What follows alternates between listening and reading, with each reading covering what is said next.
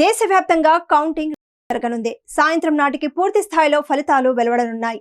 ఈ క్రమంలో ఆంధ్రప్రదేశ్లో ఓట్ల లెక్కింపు ఉత్కంఠ రేపుతోంది. అయితే ఎన్నికల పోలింగ్ అనంతరం జరిగిన హింసతో ఏపీ వ్యాప్తంగా పెద్ద ఎత్తున కేంద్ర బలగాలు మోహరించారు.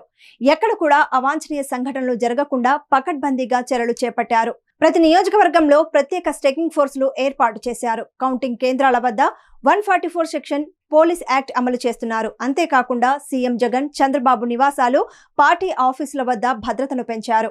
ఏపీ వ్యాప్తంగా కొనసాగుతున్న కార్డన్ సెర్చ్ నిర్వహించి రౌడీ షీటర్ల బైండ్ ఓవర్, పలువురిపై నగర బహిష్కరణ వేటు వేశారు. సమస్యాత్మక ప్రాంతాల్లో నిఘా, సీసీ కెమెరాలతో పర్యవేక్షణ నిర్వహిస్తున్నారు. కౌంటింగ్ తర్వాత కూడా 20 కంపెనీల బలగాలతో భద్రతను ఏర్పాటు చేశారు. పోలింగ్ రోజున జరిగిన అల్లర్లు పునరావృతం కాకుండా ముందస్తు చర్యలు చేపట్టారు. 90,000 మంది భద్రతా బలగాలు. ఏపీలో కౌంటింగ్ కు దాదాపు 90,000 మందిని మోహరించింది ఈసీ. సుమారు 60,000 మంది సివిల్ పోలీసులను, 8,000 మంది సాయుధ బలగాలను, మరో 20,000 మంది సిబ్బందిని రంగంలోకి దించింది.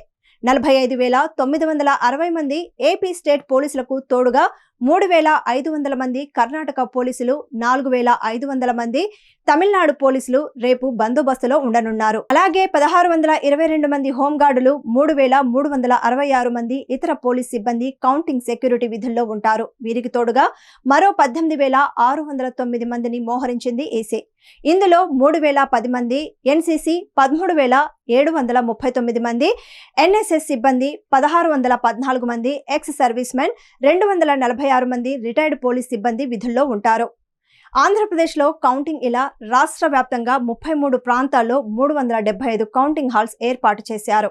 మంగళవారం ఉదయం 8 గంటలకు పోస్టల్ బ్యాలెట్తో కౌంటింగ్ ప్రారంభం కానుంది.